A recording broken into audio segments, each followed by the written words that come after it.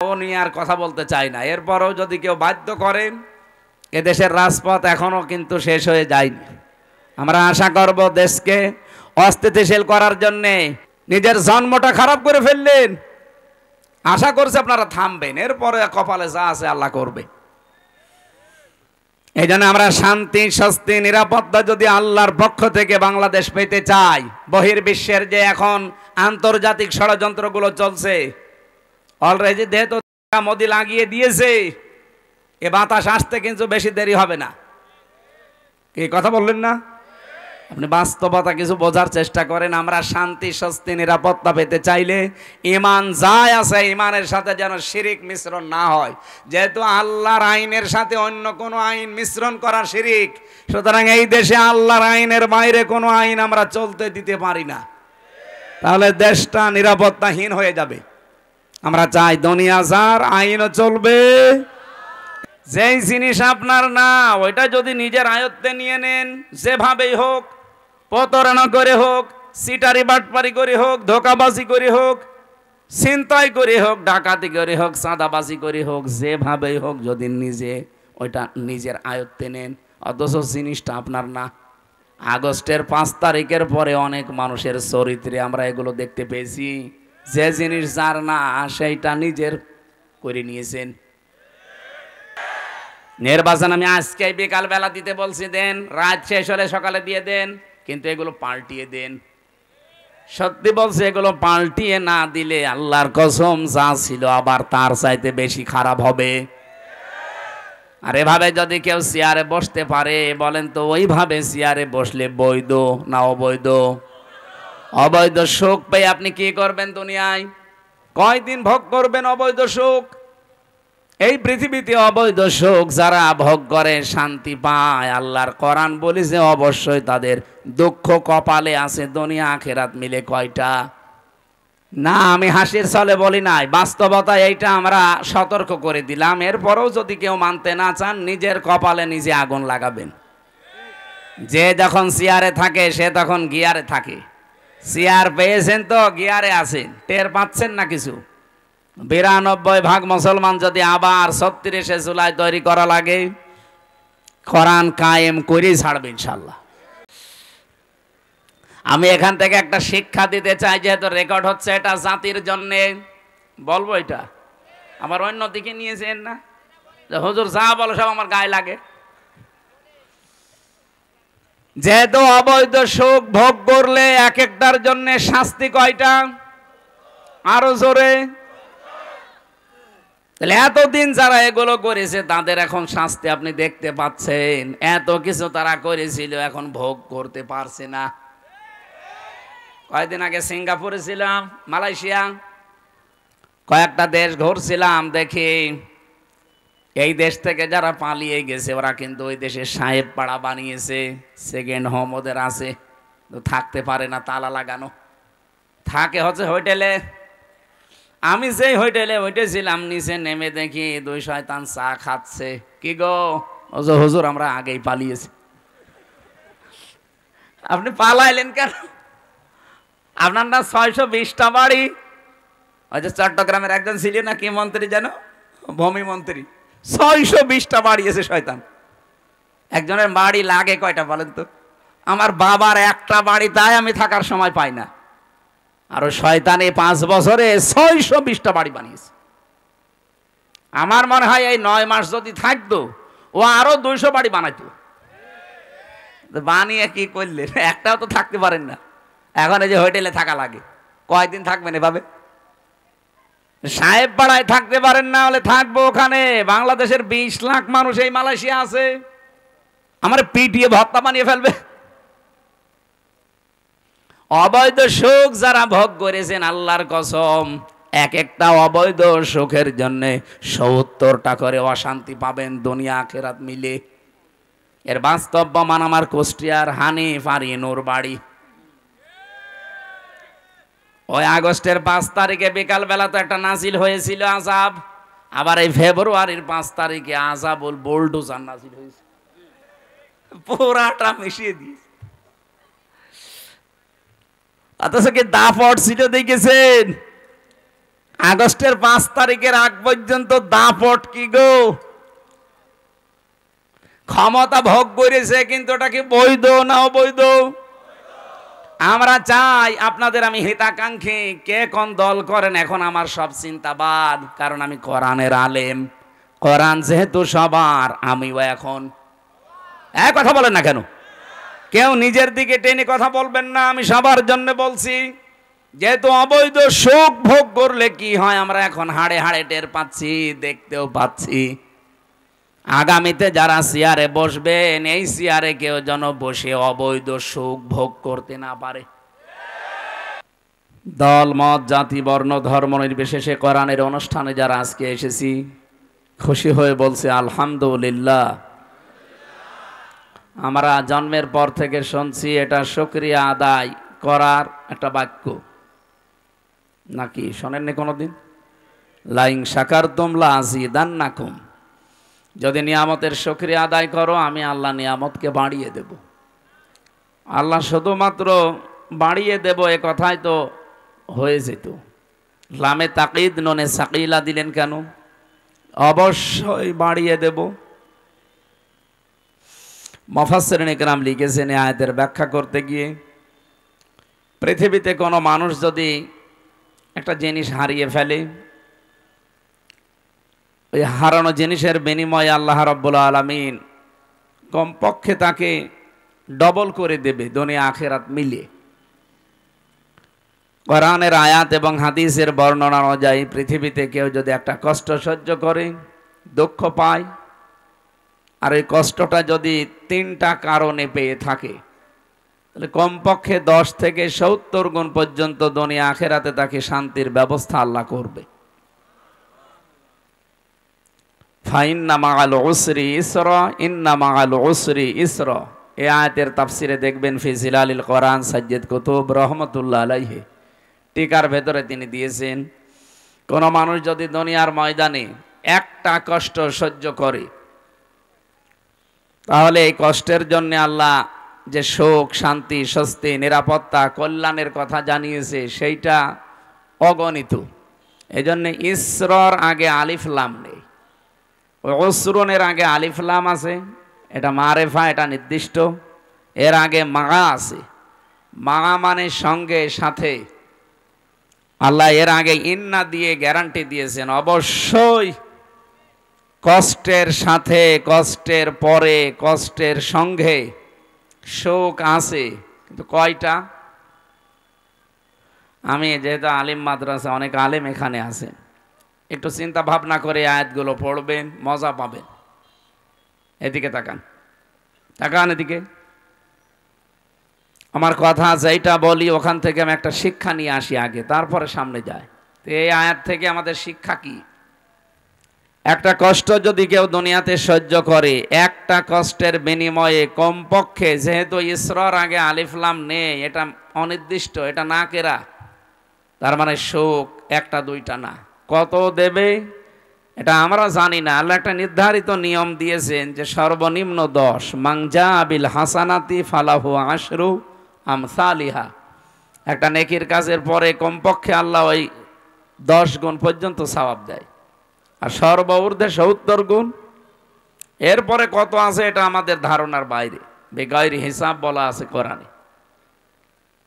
তো এখানে যেহেতু একটা কষ্ট কেউ সহ্য করলে তার সাথে সাথে আল্লাহ সুখ শান্তি দেবে কয়টা?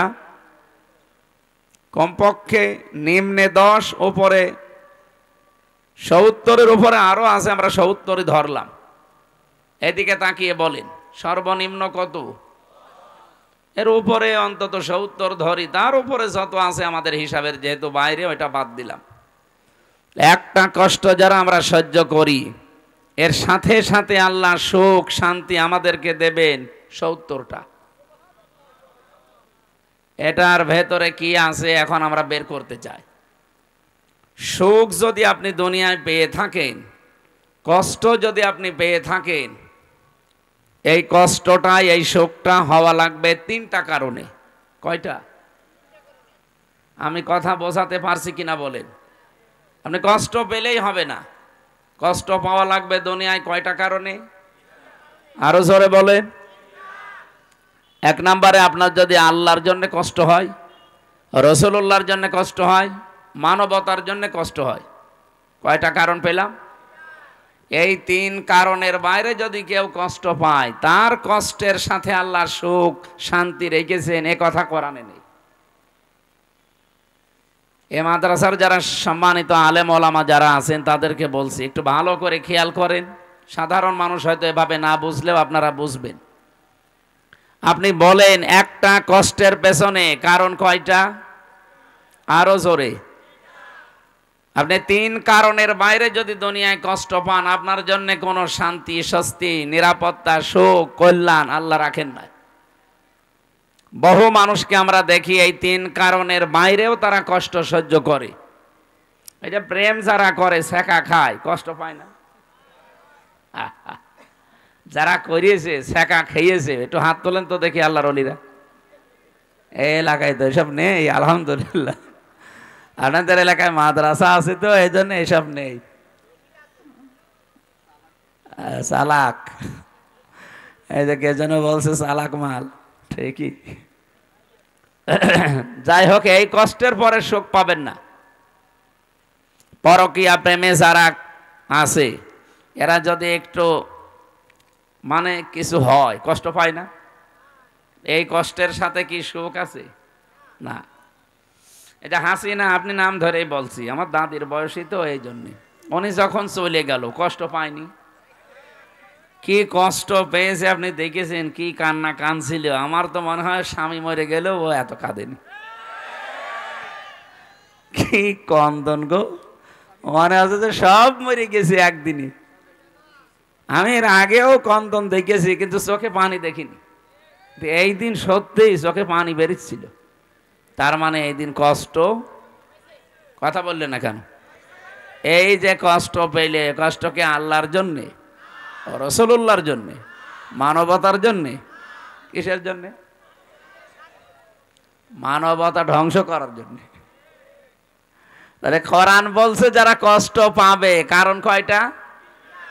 এখন আমরা যারা এই যে ৫৪ বছর স্বাধীন হয়েছে বাংলাদেশ, বিশেষ করে ১৫.৫ বছরে কষ্ট পেয়েছি। আমি নাম ধরেই বলছি ভাই, আমি নিজে যেহেতু ভিকটিম, আমি কষ্ট পেয়েছি। নাকি মনে করছেন আমার কোনো কষ্টই হয়নি? আরে ভাই, আমি যোগাযোগ বিচ্ছিন্ন ছিলাম ৩ বছর ফাঁসির কন্ডেম সেলের ভেতরে। জেলখানার ভেতরে আর একটা জেল আছে, তার নাম বলা হয় সেল। সেলের ভেতরে আর একটা জায়গা আছে, তার নাম ফাঁসির কন্ডেম সেল, যেখানে মার্ডার মামলার আসামি থাকে। আমি কি মার্ডার করে গিয়েছিলাম? এর ভেতরে আর একটা জায়গা আছে, তার নাম কবর সেল। এটা রাজশাহী আছে, আর যশোরে আছে, আর গাজীপুরের কাশিমপুর কারাগারের ৪ নাম্বারটায় আছে। এছাড়া আর বাংলাদেশে সেরকম কোনো জায়গায় আমি পাইনি। আমার যেহেতু বিভিন্ন জায়গায় নিয়েছে তো কষ্ট দেওয়ার জন্যে। জেলখানায় দিলে ৩ বছর না, ৩০ বছরও আমি এত কষ্ট পেতাম না। ২৪ ঘন্টা একটা রুমের ভেতরে। রুম কিসের, এদিকে ৩.৫ হাত, এদিকে ২.৫ হাত, একটা কবরের মতো। এর সামনে আবার টয়লেট দেওয়া, ওর ভেতরে খাওয়া, ওর ভেতরে গোসল, ওর ভেতরে ঘুমানো, ওর ভেতরে পড়াশোনা। এই তারপরেও যদি একটু ১০-১৫ দিন পরে বাড়িতে একটু কথা বলতে দিত যে কেউ বেঁচে আছে না মরে গেছে, না। ৩ বছর দেখা সাক্ষাৎও নেই, কথা তো নেই। অথচ সারা জেলখানার লোক যারা ফাঁসির ১০ জন ফাঁসির আসামি, মানে ১০টা মার্ডার করেছে, সেও আমার সামনে অন্তত ৭ দিন পরে পরে একবার কথা বলে, ১৫ মিনিট ২০ মিনিট করে বাড়ি। এই যে কষ্টটা আপনি দিলেন, আমার কি কিছুই হয়নি? আপনি নিজেকে একটু দাঁড় করান তো। আমার এই বয়সে, আমার তখন ৩০ বছর ছিল, এখন তো ৩৩। এই বয়সে এই কষ্টটা আমি যদি অপরাধ করে পেতাম, আমার কোনো কষ্ট লাগতো না। আমি যদি 10টা মার্ডার করে যেতাম, আমাকে কষ্ট দিতে, আমি মেনে নিতাম। তার মানে আমরা যে মামলা দিলেন, ও মামলা তো শয়তানও বিশ্বাস করে না। আমারে মামলা দিয়েছে যে আমি আনসারুল্লাহ বাংলা টিমের প্রধান সারা বাংলাদেশের, অথচ কি ও ছাতা আমি জীবনে নামই শুনিনি। আনসারুল্লাহ বাংলা টিম যে কি, এটা জীবনে আমি নামও শুনিনি। ওর আগে ওই জেলে যে শুনলাম যে আনসারুল্লাহ বাংলা টিম নামে একটা টিম আছে, ওদেরকে জঙ্গি বানিয়ে বিভিন্ন দেশের মোড়লদেরকে এই ইন্ডিয়ার প্রেসক্রিপশন অনুযায়ী এই দেশে যারা দায়িত্বে ছিল তারা দেখাইতেছে এই দেশে জঙ্গি আছে। অথচ এই যে ডিএমপি কমিশনার এখন আমাদের ঝিনাইদহ বাড়ি শেখ সাজ্জাদ হোসেন, মানে 3 দিন আগে জানিয়েছে যে বাংলাদেশে জঙ্গি বলে কিছু নেই, এগুলো সব নাটক ছিল। কারণ একজন মহিলা নাটক লিখতো, আর কাউন্টার টেররিজমে আর ডিবিতে যারা কাজ করে তারা এগুলো সব মন্তস্থ করত। যেহেতু যিনি নাটক লিখবে তিনি পালিয়েছে, তে নাটক লিখবে কে? আর যারা মন্তস্থ করবে তারাও তো পালিয়েছে। যারে তারে নিয়ে যে জঙ্গি বানিয়ে দেয় না, শুধুমাত্র যারা ইসলামপন্থী যারা আলেম ওলামা এদেরকে হয়তো নিয়ে যে 1 মাস 2 মাস 1 বছর 2 বছর গুম করে রাখে। ওই মিনি আয়না ঘর আছে, বিগ আয়না ঘর আছে, এখানে নিয়ে যে রাখে মাটির নিচে। 1-1.5 মাস 2 মাস 2 বছর 5 বছর পরে বের করবে। এত বড় বড় নখ হয়ে যায়। আমি নিজেও তো 10 দিন ছিলাম, প্রথমে দেখেছি ওই যে দেওয়ালে লিখে রাখে, এই বড় বড় নখ দিয়ে লিখে রাখে যে ভাই কেউ যদি বাইরে যেতে পারেন এই নাম্বারটাই অন্তত জানাবেন যে আমি বেঁচে আছি। সে লোকটা জানে না যে এটা কোন বছর চলছে, এটাতে 2025 সালও জানে না। এমনকি লোকটা জানে না যে এখন কয়টা বাজে বা এটা কোন মাস চলছে, কি বার, এটা কি দিন না রাত, এখন কি সূর্য উঠেছে না রাতের গভীর, ওর কিচ্ছু জানা নেই। আমিও তো 10 দিন জানি না যে আমি কি সূর্যের আলো কোনোদিন দেখতে পারবো, সূর্যের আলো কেমন হয়। 10 দিনেই মনে হয় আমি ভুলে গেছি। তাহলে বলেন তো, যে লোকটা 10 বছর 12 বছর পড়ে আছে একটা ঘরে এভাবে, তাও হাতের সাথে পায়ের সাথে শিকল লাগানো, আপনি নিজেকে ওই জায়গায় দাঁড় করান তো কেমন লাগে আপনার? এই যে নখ তোলে যে সমস্ত জিনিস দিয়ে মেশিং, এগুলো আমাকে দেখিয়েছিল যে এগুলো আমরা দিয়ে নখ তুলি। আমার আগে ছাত্র দলের এক ভাইকে নিয়ে গেল, ও নখ তুলবে। এরকম একটা চেয়ার আছে, চেয়ারে বসিয়ে হাতের সাথে পায়ের সাথে ক্লিপ লাগিয়ে দেয়, গলার সাথে একটা বেল্ট লাগিয়ে দেয় যেন আপনি নড়তে না পারেন। একটা মেশিং আছে, ওইগুলো নিয়ে এসে হাতে আর পায়ের কাছে ধরে, একটা টিপ দেওয়ার পরে একবারে আপনার এই হাতে আর পায়ের 20টা নখ খুলে চলে আসবে। আরে নখ খুলে আসলে তো ছেড়ে দিলে তো হয়, ওর উপরে তখন ওই যে পাতলা মিহি যে লবণ আছে না, মোল্লা সল্ট, ওইটা ছিটিয়ে দেয়। আপনার শুনতে এমন লাগছে, তাহলে আমার কেমন লাগিয়েছে বলেন তো? শিবিরের সভাপতি ছিল দেলাওয়ার ভাই, ওনার একটা নখও পায়নি, প্রত্যেকটা তুলে লবণ দিয়েছে। অথচ উনি সেন্সলেস, জানে না যে আমি মরে গেছি না বেঁচে আছি। তার আছে না পাতলা আছে মিহি তার, তার গরম করে লাল হয়ে যায়, তখন লজ্জাস্থানে ঢুকিয়েছে। পুরুষাঙ্গ ওনার নষ্ট হয়ে গেছে, পরবর্তীতে চিকিৎসার মাধ্যমে আল্লাহ আবার ফেরত দিয়েছে। আমার সামনে বলছিল রিমান্ডে ওই আসাদুজ্জামান, এটা কোলাঙ্গার, এই কাউন্টার টেররিজমের প্রধান ছিল, এবং ডিসি আব্দুল মান্নান,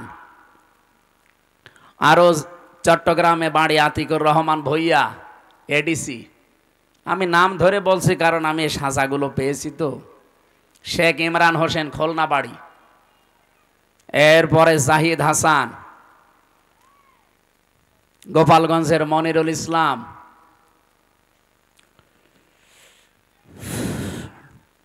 ওই সময় ডিসি ছিল নজরুল ইসলাম মোল্লা, ডিবির এডিসি ছিল মশিউর রহমান।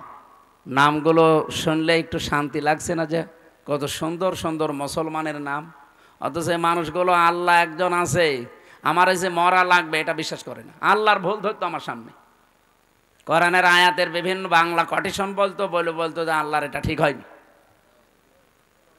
আল্লাহরে যে মানে না, তাই আমারে ও ছাড়বে? এই 10 দিনে যে আমি কত গালি খেয়েছি আমার মা বাবা তুলে, আমি জানি আর আল্লাহ জানি। আর সাইদি সাহেবকে মনে হয় প্রতিদিন 50টা করে গালি দেয়। মামলা আমারে দিয়েছেন, আমার যদি দোষ থাকে আপনি খোঁজ করে বের করেন, আমারে কিছু বলেন, সাইদি সাহেবের গালি দেন কেন? এই মানুষগুলো একটা শুধুমাত্র এভাবে বসিয়ে রাখবে, একটা সুইচে টিপ মারলে 1 মিনিটে আপনি 120 বার ঘুরবেন। আপনার মাথার মগজ উলট পালট হয়ে যাওয়ার কথা না? ওই বাইরে যখন নিয়ে এসে আমার পাশের রুমে দিল, কি চিৎকার করে কান্না! এতে কঠিন ভয়ঙ্কর একটু বর্ণনা বললাম, এটা কিন্তু আমি ফেস করে এসেছি। এজন্য এখন আমার বুকে ব্যথা, মাজায় ব্যথা, পিঠে ব্যথা, ডায়াবেটিস, এগুলো একটা রোগও আমার ছিল না। সব এই জেলখানায় 3 বছরে হয়েছে। কারণ ভেতরে তো কোনো চিকিৎসা নেই। একজন ডাক্তার আছে 10,000 মানুষের জন্য, একটা ডাক্তার, মহিলা ডাক্তার, তাও সব রোগের কথা তার কাছে বলাও যায় না। আর যে রোগের কথাই বলি ছাতা একই ওষুধ দেয়। যদি বলি ম্যাডাম আমার হাতে ব্যথা, ওই একই বড়ি দেয়। মাথা ব্যথা, একই বড়ি। কেউ যদি বলে আমার ননু ব্যথা, ওই একই বড়ি। মানে আমার সামনে একজন যে বলছে যে আমার এই জিনিসে ব্যথা, ওই একই বড়ি দেয়। মহিলা করবে কি?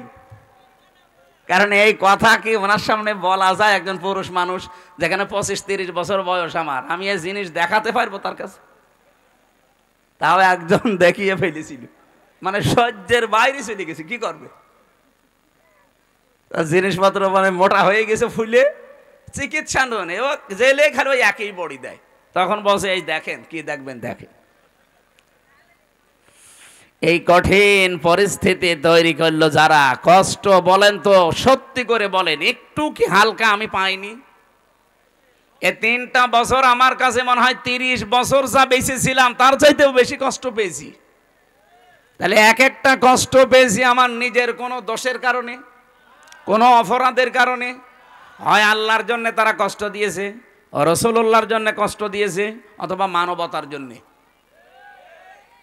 তাহলে কোরআনের আয়াত ছিল কি, কেউ যদি কষ্ট সহ্য করে একটা, কষ্টটা কার জন্যে? আল্লাহর জন্যে, রাসূলুল্লাহর জন্যে, মানবতার জন্যে। তার জন্যে কমপক্ষে মা যেহেতু আছে, যারা আরবি গ্রামার জানে বলেন তো মা, এ শব্দের পরে আল্লাহ উসরুনের আগে আলিফ লাম দিয়ে এর সাথে নির্ধারিত করে দিয়েছে যে অবশ্যই একটা কষ্ট সহ্য করো দুনিয়ায়, একটা দুঃখ সহ্য করো, আমি আল্লাহ কমপক্ষে 10 থেকে 70টা সুখ, শান্তি, স্বস্তি, নিরাপত্তা, কল্যাণ, দুনিয়া আখেরাত মিলে তোমার কপালে লিখে দিলাম। আল্লাহর এই ওয়াদা কি মিথ্যা হবে? বলেন বলেন। অন্তত 15.5 বছরে আমরা যারা 50টা কষ্ট পেয়েছি, না পাইনি? 50টা কষ্ট যারা পেয়েছি এই 3 কারণে, তাদের জন্য আপনি 50কে 70 দিয়ে গুণ দেন তো। 3,500 কমপক্ষে সুখ, শান্তি আল্লাহ আমাদের সামনে রেখে দিয়েছে। এগুলো দুনিয়া আখেরাতে আল্লাহ আমাদেরকে দেবে, এরপরে অন্য কিছু। এরপরের আয়াতটা যেহেতু আল্লাহ রিপিট করেছেন, এই জন্য বলছি। আল্লাহ রাব্বুল আলামিন বলেন, ইন্না মাআল উসরি ইসরা। আগেরটা শুনে যেমন শান্তি পেয়েছো, পরেরটা একটু শোনো, কেমন লাগে বলবো। পরেরটা আল্লাহ জানাতে চেয়েছেন, দুনিয়া থেকে যদি একটা সুখ ভোগ করে, একটা সুখ যদি কেউ শান্তি ভোগ করে দুনিয়ায়, আর ওই সুখ যদি অবৈধ সুখ হয়, আবার তাকান এদিকে, আপনি সুখ ভোগ করলে অশান্তি পাবেন দুনিয়ায়, বিষয়টা এমন না। সুখ যদি হয় অবৈধ সুখ, এ শান্তিটা যদি অবৈধ শান্তি হয়ে থাকে, একটা সুখ শান্তি ভোগ করার বদলে এর সাথেও যেহেতু মা আছে, আপনি অবশ্যই দুনিয়াতে কমপক্ষে 10 থেকে 70টা অশান্তি দুনিয়ায় পাবেন। আগেরটা শুনে তো ভালোই লাগছিল, ছাতা পরেরটা বললে তো কেমন লাগছে। দুনিয়াতে আপনি একটা সুখ ভোগ করছেন, কিন্তু সুখটা অবৈধ সুখ।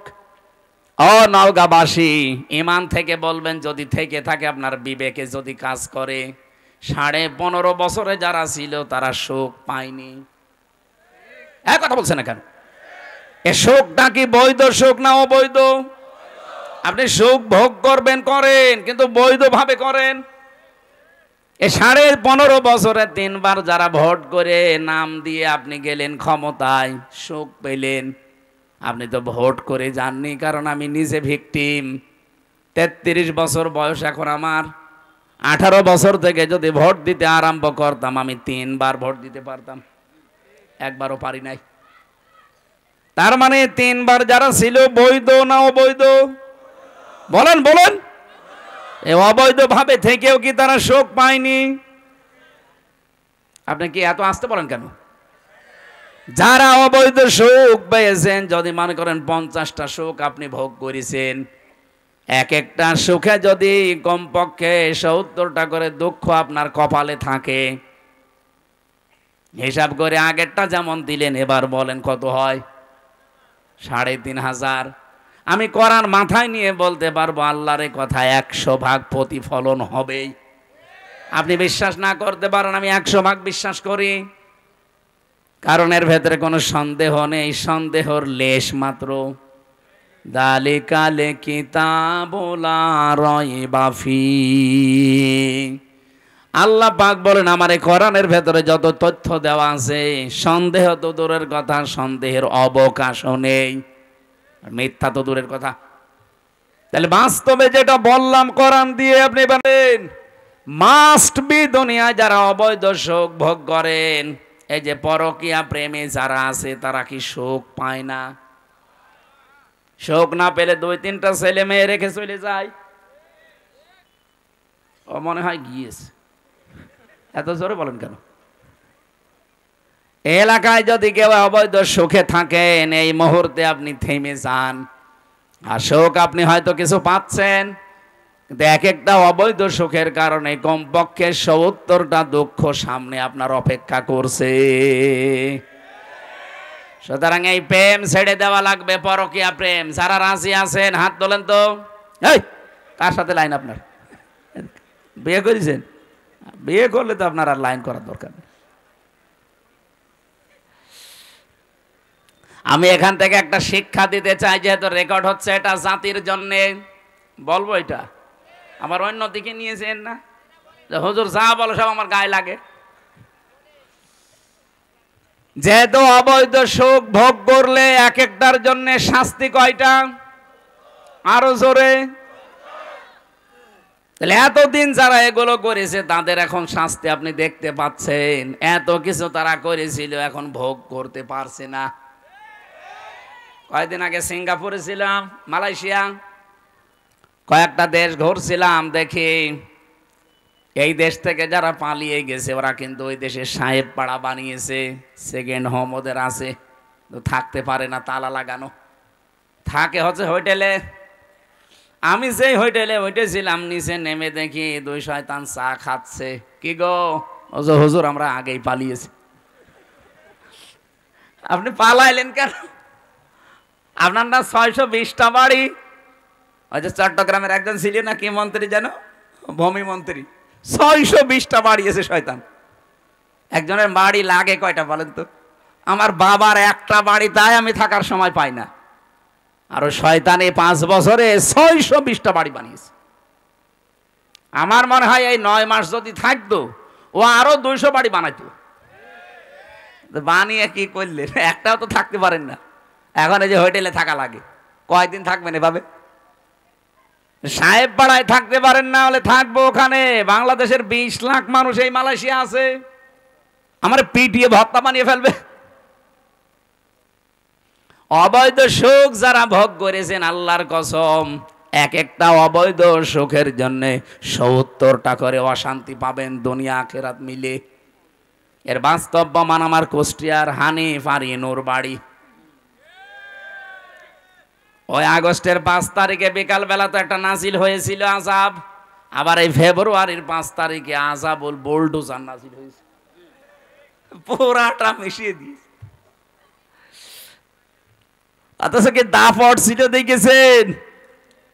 আগস্টের 5 তারিখের আগ পর্যন্ত দাপট কি গো? ক্ষমতা ভোগ করেছে, কিন্তু ওটা কি বৈধ না অবৈধ? আমরা চাই আপনাদের, আমি হিতাকাঙ্ক্ষী, কে কোন দল করেন এখন আমার সব চিন্তাবাদ, কারণ আমি কোরআনের আলেম। কোরআন যেহেতু সবার, আমিও এখন কথা বলেন না কেন? কেউ নিজের দিকে টেনে কথা বলবেন না, আমি সবার জন্য বলছি।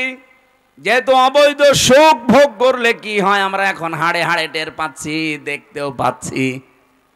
আগামীতে যারা চেয়ারে বসবেন এই চেয়ারে কেউ যেন বসে অবৈধ সুখ ভোগ করতে না পারে। আর এর জন্য কি নিয়ম আছে কিছু? এই জন্যই তো ছাত্ররা জীবন দিয়েছে, চেষ্টা যেন অন্তত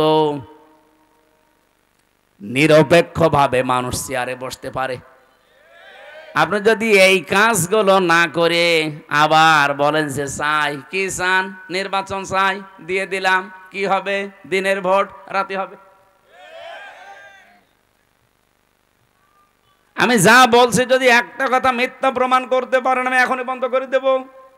সংস্কার না করে যদি আপনি আবার এখনই নির্বাচন আজকেই দিয়ে দিন, নির্বাচন হবে কিন্তু 24 সালের মতো। দিনের ভোট রাতে হয়ে যাবে, আমি গ্যারান্টি দিয়ে বলতে পারি। কারণ এই যে বাংলাদেশের যে কয়টা ডিসি, যে কয়টা এসপি, যে কয়টা টিওনো, যে কয়টা ওসি সেগুলো আছে, শুধু চেয়ার পাল্টিয়েছে। নওগাঁর ডিসি গেছে কুষ্টিয়ায়, কুষ্টিয়ারটা কুমিল্লায়, কুমিল্লারটা চট্টগ্রাম, মাল তো একই আছে, খালি জায়গা পাল্টিয়েছে। ওই মালদের হাতে যদি এখন আপনার দিয়ে দেন, ওরা কি ওই এতদিন 15 বছর যা করেছে ও আল্লাহর ওলিরা তাই করবে? কে কথা বললেন না কেন? এই জন্য জিনিস পাল্টান। সংস্কার তো এমনি বলছে না, সংস্কার মানে এগুলো পাল্টিয়ে দেন। জালেম যারা ছিল, জালেমদের দোসর যারা ছিল, একটাও যেন চেয়ারে না থাকে, সব পাল্টিয়ে নতুন মানুষের জায়গায় দেন। আরো আসতে বলেন। নির্বাচন আমি আজকে বিকাল বেলা দিতে বলছি, দেন, রাত শেষ হলে সকালে দিয়ে দেন, কিন্তু এগুলো পাল্টিয়ে দেন। সত্যি বলছে, এগুলো পাল্টিয়ে না দিলে আল্লাহর কসম যা ছিল আবার তার চাইতে বেশি খারাপ হবে। আর এভাবে যদি কেউ চেয়ারে বসতে পারে, বলেন তো ওইভাবে চেয়ারে বসলে বৈধ না অবৈধ? অবৈধ সুখ পেয়ে আপনি কি করবেন দুনিয়ায়? কয়দিন ভোগ করবেন অবৈধ সুখ? এই পৃথিবীতে অবৈধ সুখ যারা ভোগ করে শান্তি পায়, আল্লাহর কোরআন বলেছে অবশ্যই তাদের দুঃখ কপালে আছে। দুনিয়া আখিরাত মিলে কয়টা? বলেন বলেন। এবার আপনার যা ভালো লাগে আপনি তাই করেন। এ পর্যন্ত বলার পরে যারা না বোঝার ভান করে আছেন, এই এদিকে আসেন। কি দেখছেন কি এখানে? যে যেখানে আছে সেখানে বসে পড়বে। এদিকে তাকান। কি বুঝলেন এই দুইটা আয়াত দ্বারা? আগে শিক্ষা বের করে সামনে যাওয়া লাগবে। এখন থেকে সিদ্ধান্ত নেওয়া লাগবে না যে জীবনে যদি কষ্ট সহ্য করি আল্লাহর জন্য করব, রাসূলুল্লাহর জন্য করব, মানবতার জন্য করব। এই কথা বলেন না কেন? আর সুখ যদি ভোগ করেন অবৈধভাবে, একটা ক্ষতি হবে কয়টা? এরকম পাগলেও চাইবে। এরকম পাগল যদি থাকে নওগাঁয় থাকতে দেবেন না, ওরে পাঠাবেন কোথায়? বলছে পাবনায়। পাগলা গারাদার পাবনায় লাগবে না, নওগাঁয় আর একটা বানানো লাগবে। এক কথা বলে না কেন? এরকম পাগল এখনো দেশে আছে। অবৈধ সুখ আমরা একটা হাদিস পড়েছিলাম, শুনেছেন না? আপনাদের এদিকে মন নেই। আনা আবি যাররিন রাদিয়াল্লাহু তাআলা আনহু قال قال النبي صلى الله عليه وسلم من ادعى ما ليس له فليس منا وليتبوأ مقعده من النار রাহু মুসলিম। এটা তো নড়ে কেন? এখানে কি সমস্যা? কারো হাঁটাহাঁটি একটু বন্ধ করেন। এত নড়লে তো আমি এখানে হাঁটাহাঁটি যদি খুব জরুরি না থাকে করবেন না, একটু নিস্তব্ধ পরিবেশ দেন। হাদিসটা এখানে যেহেতু আলিম মাদ্রাসা, আপনারা নিজেরাও পড়ান মুসলিম শরীফের হাদিস, আমি জানি, কিন্তু এখান থেকে দুইটা তথ্য আমি বের করতে পেরেছি। এদিকে তাকান। নবীজি বলেন, মানিদ্দাআ মা লাইসা লাহু ফালাইসা মিন্না। যেই জিনিস তোমার না ওইটা যদি নিজে দখল করে নাও, নিজের আয়ত্তে রেখে দাও, যেই দিন এই কাজ করবা ওই দিন থেকে তুমি আমি নবীর উম্মত নেই। শুনেই না আউযুবিল্লাহ পড়ছেন, বাস্তবতা বলবো। যেই জিনিস আপনার না ওইটা যদি নিজের আয়ত্তে নিয়ে নেন, যেভাবেই হোক, প্রতারণা করে হোক, সিটারি বাটপারি করে হোক, ধোকাবাজি করে হোক, ছিনতাই করে হোক, ডাকাতি করে হোক, চাঁদাবাজি করে হোক, যেভাবেই হোক যদি নিজে ওইটা নিজের আয়ত্তে নেন, অথচ জিনিসটা আপনার না, যেই দিন এই কাজ করেছেন ওই দিন থেকে আপনি আর নবীর উম্মতের তালিকায় নেই। নওগাঁবাসী বিবেক দিয়ে বলেন, যদি কেউ নবীর উম্মত না থাকে সে হয় ইহুদি, খ্রিস্টান, মুশরিক, মাজুসি। কথা বলছেন? 4,500 ধর্মের লোক এখন দুনিয়ায় আছে। আমি বাইরের দেশগুলোতে গিয়ে মিশেছি তাদের সাথে। থাইল্যান্ডে গিয়ে এক জায়গায় যাচ্ছিলাম বাসে চড়ে, জিজ্ঞাসা করলাম যে আপনার নাম কি? নাম বলার পরে মনে হচ্ছে না এই মুসলমানের নাম না। আপনার নবীর নাম কি? বলছে জোসেফ। জোসেফ মানে? হ্যাঁ, মুসা আলাইহিস সালাম, এটা ইহুদি। আর একজনের সাথে সিঙ্গাপুরে দেখা হয়েছিল, জিজ্ঞাসা করলাম আপনার নবীর নাম কি? বলছে যিশু। যিশু মানে ঈসা আলাইহিস সালাম। তাহলে ওই নবীর উম্মত দাবি করছে তারা, কেউ ঈসা, কেউ মুসা, কেউ ইব্রাহিম। ওরা ইব্রাহিম নবীর নামও পাল্টিয়ে দেখে আব্রাহাম। বিভিন্ন নাম তারা পাল্টিয়ে দিয়েছে, কিন্তু জিনিস তো আমরা যারে মুসা বলি, যারা ঈসা বলি, যারা ইব্রাহিম বলি। তাহলে ওরা আমাদের নবীর উম্মত কিন্তু দাবি করছে না। জিজ্ঞাসা করলে তো বলে না যে আমার নবীর নাম মুহাম্মাদুর, বলে না, বলে না। কারণ ওরা নবীকে স্বীকার করে না, ওরা স্বীকার করে ওই সমস্ত জায়গাকে। যদিও তারা মুসা নবীর আদর্শের ওপরেও নেই, যদি তারা ইব্রাহিম নবী, ঈসা নবীর আদর্শের ওপরেও নেই। ইসরায়েলে যে ইহুদি দাবি করছে এটা বিশ্ব একটা বেহায়া, বেলজ্জা, এবং এরা নাফারমান সবচাইতে পৃথিবীতে বড়। কারণ ওরা নবীর নাম বলে কিন্তু নবীর আদর্শ ওদের ভেতরে নেই। ওরা ইহুদিরা মুসা নবীকে বলে আমাদের নবী জোসেফ, কিন্তু কোনোদিন মুসা নবীর আদর্শ ওদের জীবনে আছে? 1940 সালে ওদেরকে থাকতে দিয়েছিল দয়া করে, খালি পায়ে খালি গায়ে সারা দুনিয়া ঘুরছিল, কেউ নেয়নি। দয়া করে মানবিকতার খাতিরে থাকতে দিয়েছিল, আর শয়তানরা এখন তাদেরকে এই দেশ থেকে তাড়িয়ে দিচ্ছে। আল্লাহ ধরে না, ধরে না, এবার ধরেছে। ইন্না বাতশা রাব্বিকা লাশাদীদ ইন্নাহু হুয়া ইউবদিউ ওয়া ইউঈদ। আল্লাহ পাক বলেন আমি কিছু বলি না, কাউকে ধরি না, যদি কাউকে একবার ধরি আমি ওরে ছাড়ি না। আপনি টের পাচ্ছেন? এতদিন পর্যন্ত এই জালেমদের অত্যাচারে মুসলমানরা বাড়ি ঘর ছেড়ে দিয়ে পালিয়েছে, আর ওরা এখন আল্লাহর গজবে বাড়ি ঘর ছেড়ে পালাচ্ছে। কত উন্নত প্রযুক্তির মেশিন লাগিয়েছে তারা, পানি দিচ্ছে লেভানোর জন্য আগুন, কিন্তু না যত দেয় তত আরো চলে। কারণ এই আগুন তো আর হামজা লাগায়নি, আগুন লাগিয়েছে কে?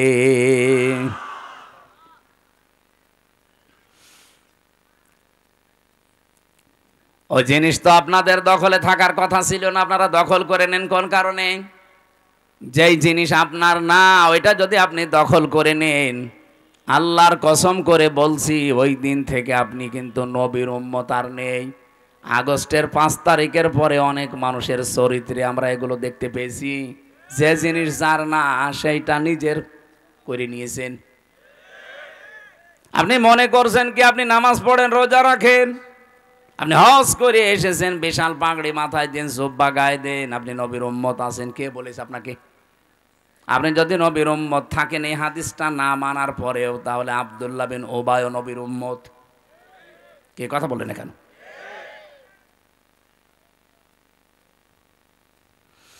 এই যে ভারতে মুসলিম আমাদের বাপ দাদা যারা হাজার হাজার লক্ষ লক্ষ বিঘা জমি জায়গা তারা ওয়াকফ করেছিল মসজিদ, মাদ্রাসা, খানকা, ঈদগাহ, গোরস্থানের জন্যে, অথচ পৃথিবীর এই নিকৃষ্ট মানুষের তালিকায় যে 6 জন মানুষের নাম আছে তার ভেতরে মোদি আছে 3 নম্বরে। মোদি 3 নম্বর লোক। এই তামাম দুনিয়া তাকে ঘৃণা করে। শুধু বাংলাদেশের মানুষ আমরা না, তামাম দুনিয়া। এটা রিপোর্ট দিয়েছে মাইক্রোসফট, খ্রিস্টানরা বানিয়েছে রিপোর্ট। পৃথিবীর 257টা রাষ্ট্র মিলে তারা রিপোর্ট বানিয়েছে পৃথিবীর নিকৃষ্ট মানুষ কারা। 6 জনের নাম এসেছে, নেতানিয়াহু একজন, মোদি একজন, আর যেটা পালিয়েছে ওইটাও আছে। ওটা নিজে ডাকতেও নাম বলা যাচ্ছে না।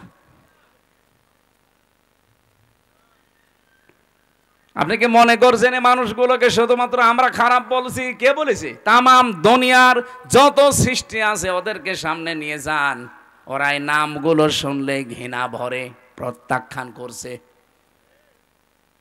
একটু বিবেকের তাড়নায় কথা বলেছিল ভারতের একজন সেনাবাহিনীর একজন দায়িত্বশীল, তাকে আজকে নামিয়ে দিয়েছে, বাদ দিয়ে দিয়েছে। বিবেক বহির্ভূত কাজ পৃথিবীতে সবচাইতে বেশি করছে এখন ইন্ডিয়া। মুসলিমদের এই বিষয়গুলো এখন তারা ওয়াকফ আইন বাতিল করে দিয়ে নতুন করে অবৈধ আইন বানিয়ে এখন মুসলমানদের এই সম্পদগুলো সব নিয়ে নিচ্ছে। সম্পদ নিয়ে নিলে তো হয়, আগে ধরেছে তারা আল্লাহর ঘর মসজিদগুলো, একটা একটা করে সব মসজিদ তারা ভেঙ্গে গুড়িয়ে দিচ্ছে। পৃথিবীর মানুষেরা মাটির নিচে আমরা শুনি যে তারা তেল পায়, গ্যাস পায়, সোনা পায়, রূপা পায়, আর এই শয়তানরা শুধু মাটির নিচে মন্দির পায়। তাও যেখানে সেখানে মন্দির পায় না, শুধু মসজিদের নিচে। যেই মসজিদ ভাঙ্গে বলে এখানে 500 বছর আগে মন্দির ছিল। আমরা যদি এখন বাংলাদেশে আওয়াজ তুলি যে ঢাকার স্বামীবাগে যে ইস্কন মন্দির, এটা 1000 বছর আগে মসজিদ ছিল, মেনে নেবেন? এই জন্য হিন্দু ভাইদেরকে বলবো, আজকে গোবিন্দ পরামানিকের বক্তব্য শুনেছেন, হিন্দু মহাজোটের মহাসচিব, তিনি সভাপতি। এই লোকটা জানাচ্ছে তামাম পৃথিবীর হিন্দুদেরকে আহ্বান জানায়, এই মাতাল মোদিকে আপনারা থামান। কারণ ও শুধু হিন্দুদের জন্য না, তামাম পৃথিবীর মানবতার জন্য আজ ক্যান্সার হয়ে দাঁড়িয়েছে। ওরে যদি না থামানো যায়, পৃথিবীর সামনে কিন্তু বসবাসের অযোগ্য হয়ে যাবে। অলরেডি দাঙ্গা আরম্ভ করে দিয়েছে ভারতে। আরে ভাই, দাঙ্গা ওখানেই থাকবে না, দেখেন 10 দিন পরে ঢুকলো বলে বাংলাদেশে। কারণ আশপাশের কোনো রাষ্ট্র এখন নিরাপদ না। কোন রাষ্ট্রের সাথে এই কোলাঙ্গারদের সম্পর্ক ভালো নেই। ওদের সম্পর্ক ভালো আছে মালদ্বীপের সাথে। যে কয়েকদিন আগে আমার এই হোসাইন মালদ্বীপ শ্রীলঙ্কা ঘুরে আসলো, সব মালদ্বীপের সাথে ওদের সম্পর্ক ভালো নেই, শ্রীলঙ্কার সাথে ভালো নেই, ভুটানের সাথে ভালো নেই, পাকিস্তানের সাথে তো নেই, আফগানিস্তানের সাথেও ভালো নেই, মায়ানমারের সাথে ভালো নেই। আমাদের সাথে ভালো ছিল, ববু ছিল, ববু নেই, ভালো নেই। ববু চলে যাওয়ার পরে আমরা খুব মুসিবতে আছি। একজন বলছে ঠিক,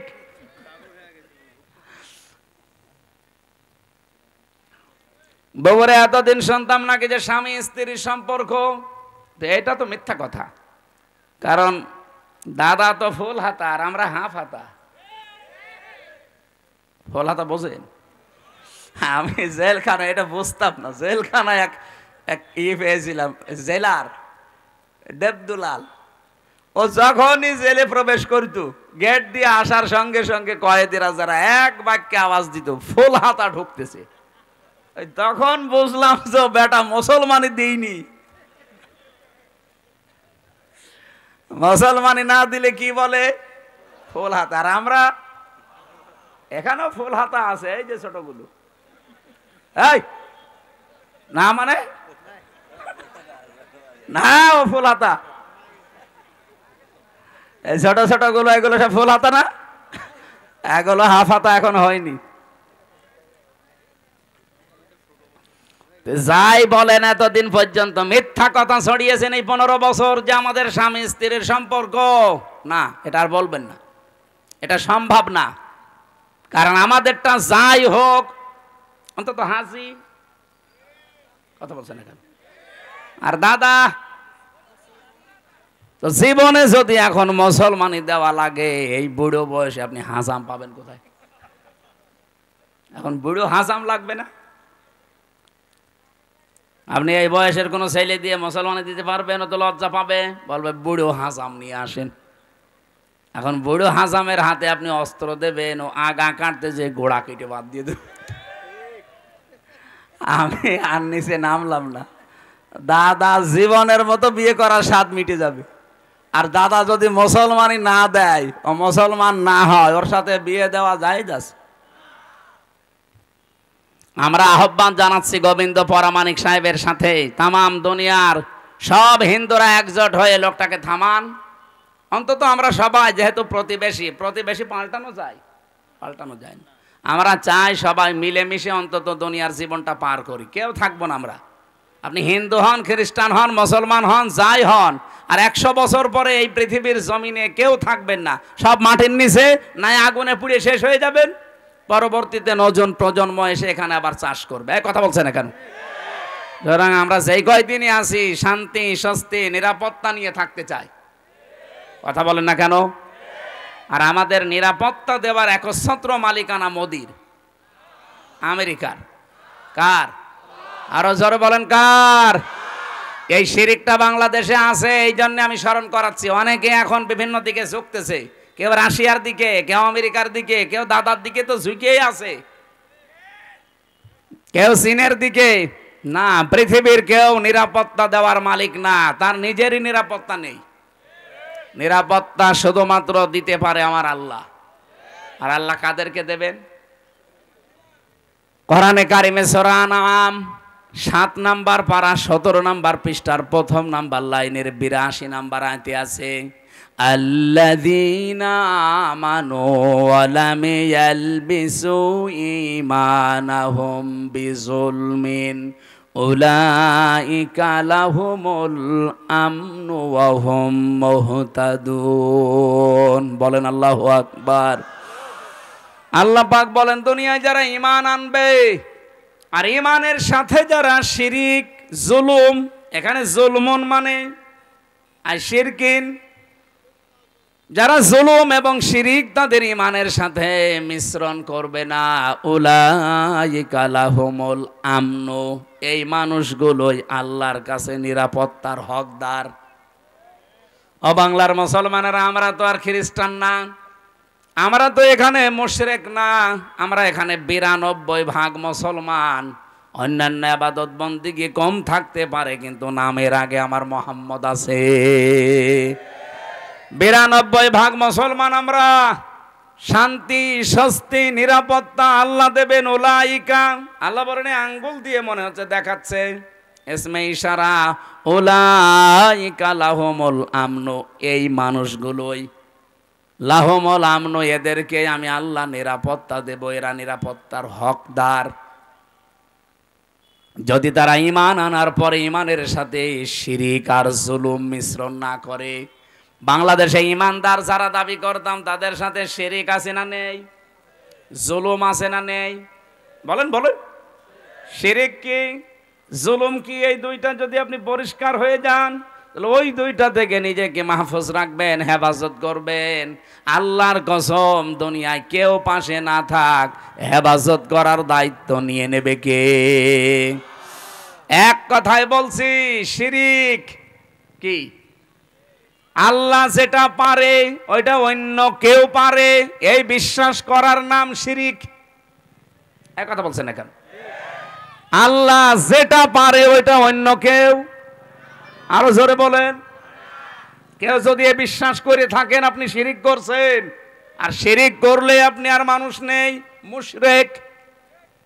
আর মুশরিক যারা, তাদের জন্য আল্লাহর শাস্তি হচ্ছে, ইন্নাহু মাইয়ুশরিক বিল্লাহ ফাকাদ হারামাল্লাহু আলাইহিল জান্নাহ ওয়া মাওয়াহুন নার ওয়া মা লিয-যালিমিনা মিন আনসার।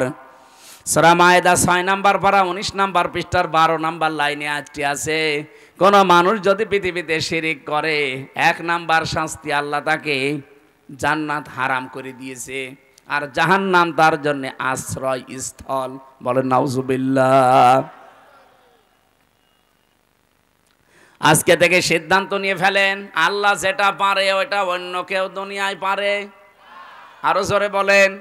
না, পারে না। আমি আজকে একটা শিরিক পেয়েছি, যে বাড়িতে ছিলাম, উনি ওই বিশ্বাসে বলেছে কিনা আমি জানি না, কিন্তু এই বিশ্বাস যদি থাকে আপনি আজকেই পাল্টাবেন। যে আমরা পেছনে বসে আছি, ওনার 2টা ছেলে আছে, আর একটা ছেলে নাকি স্ত্রীর পেটে, ওইটাও সন করে দেখেছে ছেলে হবে। পানি নিয়ে এসে বলছে, হুজুর এমন পানি পড়বেন যেন মেয়ে হয়। মনে হচ্ছে আমি ডাউনলোড করে দেব। অনেক জ্ঞানী মানুষ, হয়তো এই লাইনের মানুষ না, জেনারেল শিক্ষিত মানুষ, এরকম বহু মানুষকে আমরা এটা পাই যে মানুষগুলোর বিশ্বাস আল্লাহ যেটা পারে দুনিয়ায় অন্য কেউ এটা পারে। আমার উপরে বিশ্বাস করেছে যে পানি এমন ভাবে পড়বেন যেন এবার আর ছেলে না হয় মেয়ে হয়। পানি পড়া আপেল পড়া দিয়ে যদি ছেলেকে মেয়ে বানিয়ে দিতে পারতাম তা আমার ম্যাডামের কি হইতো। এটা তো একটা বললাম, এবার আর একটা বলছি, নাকি বলবো না? কোরআনে কারিমে যে বিধান আল্লাহ দিয়েছেন এ পৃথিবী চালানোর জন্যে, দুনিয়ার মানুষ যদি কেউ নবীকে জিজ্ঞাসা করতো ওই সময়, ইয়াকুলুনা হাল্লানা মিনাল আমরি মিন শাইইন কুল ইন্নাল আমরা কুল্লাহু লিল্লাহ।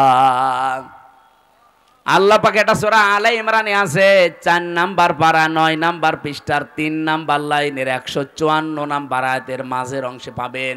এটা তাফসিরে ফি জিলালিল কোরআনে সাইয়্যিদ কুতুব এভাবে লিখেছেন। এই ছেলে ওঠাউঠি করেন কেন? বসেন বসেন, ওখানে বসিয়ে দেন।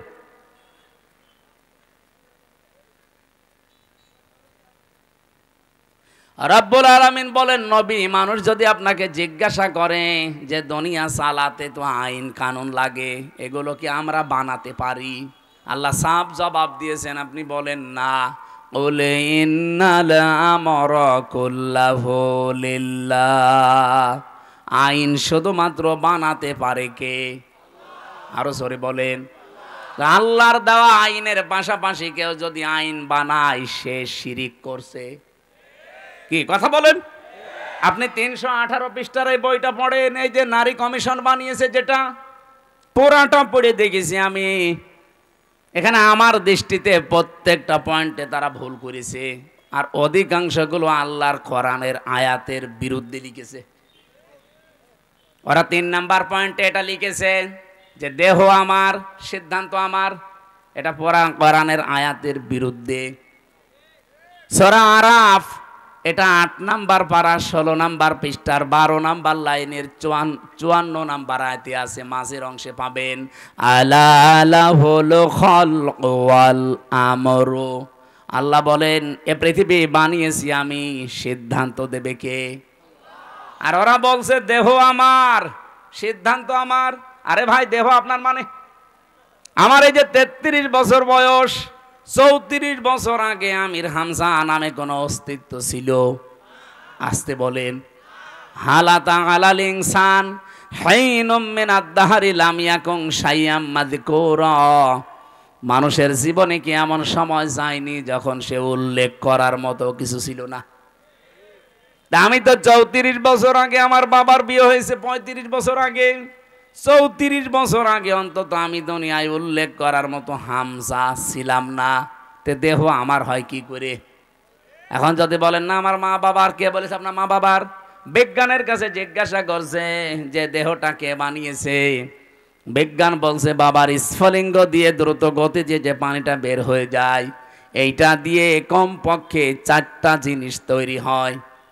যদিও বিজ্ঞান তথ্য দিয়েছে, এটা খ্রিস্টান বিজ্ঞানী, এই খ্রিস্টান জানাচ্ছে যে 4টা জিনিস কমপক্ষে মায়ের ভেতরে 40 দিন যখন পাল্টাতে থাকে, এ না পাক পানিটা দিয়ে আল্লাহ 4টা জিনিস বানায়। ওরা তো আর আল্লাহ বলে স্বীকার করে না, বলে গড। কি বলে? আমি এটা পেয়েছিলাম তামিলনাড়ু এক খ্রিস্টান ডাক্তারের কাছে।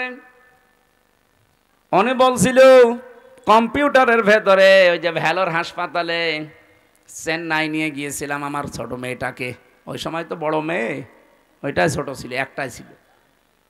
বলছিল গোশত, চর্বি আর চামড়া, মায়ের রেহেমের ভেতরে যে নাপাক পানিটার থলি আছে, ফিকরারি মাকিন বলা হয় যেটাকে, ওখানে একটা সুরক্ষিত জায়গা, একটা নাপাক পানি আছে, ওই পানির ভেতরে এই পানি যে মিশ হয়, ওটা দিয়ে আল্লাহ আরো 4টা জিনিস বানায়, চুল, রগ, হাড় আর পর্দা। 8টা জিনিস যখন এক হয়, তখন মাটির নির্যাস থেকে যে আমরা বলি যে আল্লাহ মানুষ বানিয়েছে কি দিয়ে? না না, সরাসরি মাটি দিয়ে বানিয়েছে আদমকে, আর আমাদেরকে আল্লাহ মাটি দিয়ে বানাননি, তামাম পৃথিবীর সব মানুষকে আল্লাহ বানিয়েছি মাটির নির্যাস দিয়ে। এখন যদি এখানে জিজ্ঞাসা করা হয় খালি আলেমরা বাদ দিয়ে, আমার মনে হয় অধিকাংশ মানুষ বলতেই পারবে না যে মাটি বানিয়েছে কি দিয়ে, মশলা দিয়ে।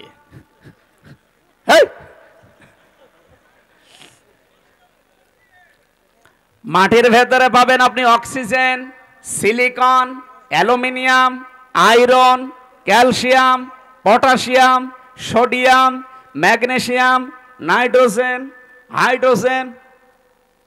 ওদিকে 4 4 8টার মাটির উপাদান থেকে যদি 10টা হয়, 8 আর 10 কয়টা হয় বলেন বলেন?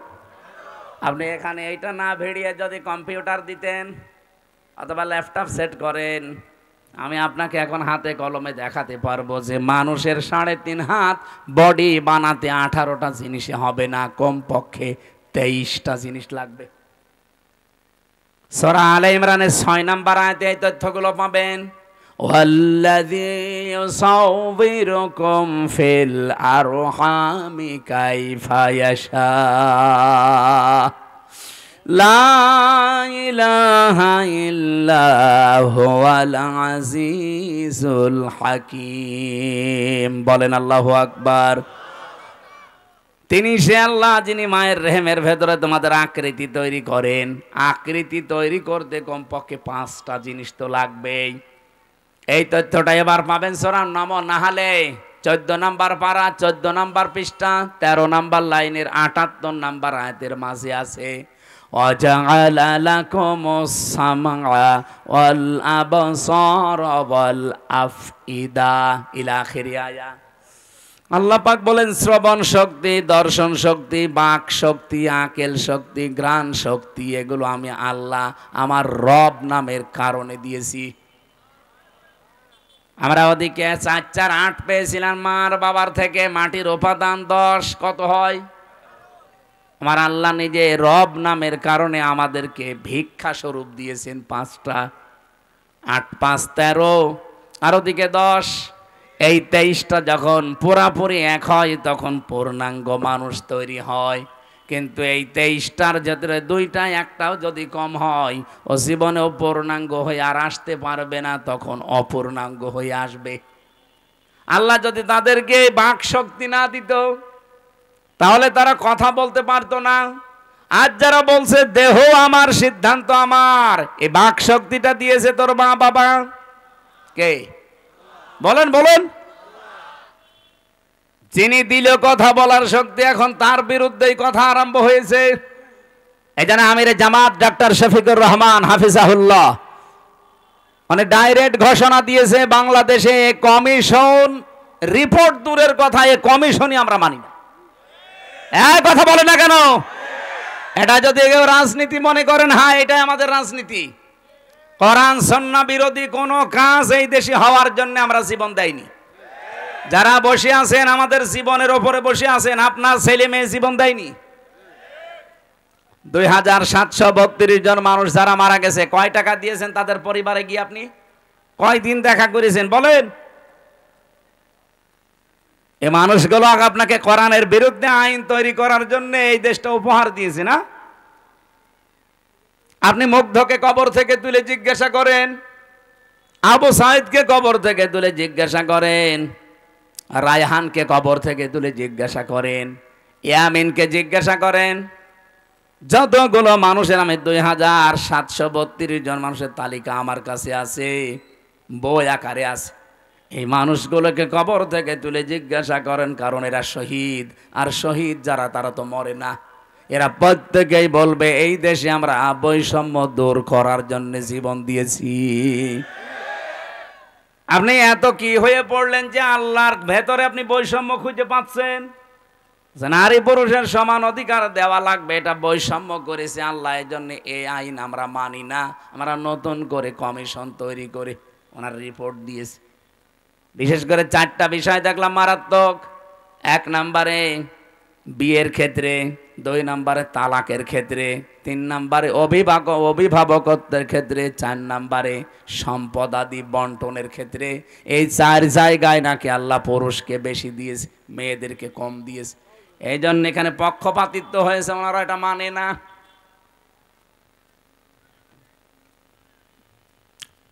আমরা স্পষ্ট ভাষায় তাফসীর মাহফিলে রেকর্ড হয়, তামাম দুনিয়া যাচ্ছে, সবাইকে আহ্বান জানাচ্ছি, আগস্টের 5 তারিখ কিন্তু শেষ হয়ে যায়নি। কথা বলেন না কেন? মে মাস অলরেডি শুরু হয়ে গেছে, সামনে জুন, জুলাই 36, আর মাত্র 1 মাস বাকি আছে। রিপোর্ট দেওয়া দূরের কথায়, কমিশনই যেহেতু মানি না, যদি মানতে বাধ্য করেন কিন্তু 36শে জুলাই আবার এদেশে আসবে। আর যদি আবার 36শে জুলাই দেশে আসে, এত বড় পাওয়ারফুল মানুষ যখন থাকতে পারে নাই, তাদের শিকড় কোন জায়গা থেকে কোন জায়গা ছিল আপনারা তো নিজেরাও জানেন। কি ইউনিয়নের একেবারে ইউনিয়নের চৌকিদার থেকে শুরু করে সংসদ ভবন পর্যন্ত প্রত্যেক জায়গায় স্তরে স্তরে লোক সেট করা ছিল, তারপরও তারা টিকতে পারে না এই বৈষম্যের কারণে। এখন যদি আল্লাহ রাসূলের বিরুদ্ধে অবস্থান নিয়ে বেশি সফিগিরি দেখাতে চান না, আপনারা টিকতে পারবেন কয়দিন? এদেশে এখন আর দল বেদল নেই, কে আওয়ামী লীগ করে, কে জাতীয় পার্টি করে, কে বিএনপি করে, জামাত ইসলাম করে, ওইটা বাদ। এখন আমরা দেখি আল্লাহর কোরআনে হাত দিয়েছে। কথা বলেন, প্রকাশ্য হাত দিয়েছে। পুরা বইটা আমি শেষ করেছি। কি আশ্চর্য, মানুষ এত সাহস দেখায় কি করে? এখনো পর্যন্ত পিটিয়ে মেরে ফেলেনি তো ভাগ্য ভালো। আপনি কি এটাকে ইন্ডিয়া পেয়েছেন? এখানে নামাজ হয়তো কম পড়তে পারে, রোজা না রাখতে পারে, তা আল্লাহ একজন আছে, রাসূল আমাদের নেতা। এ বিষয়ে আপনি যারে জিজ্ঞাসা করবেন, ওই যে যেটার ফুল হাতা ও বলবে। আবার লজ্জা পাচ্ছে। আপনার লজ্জা কিসে?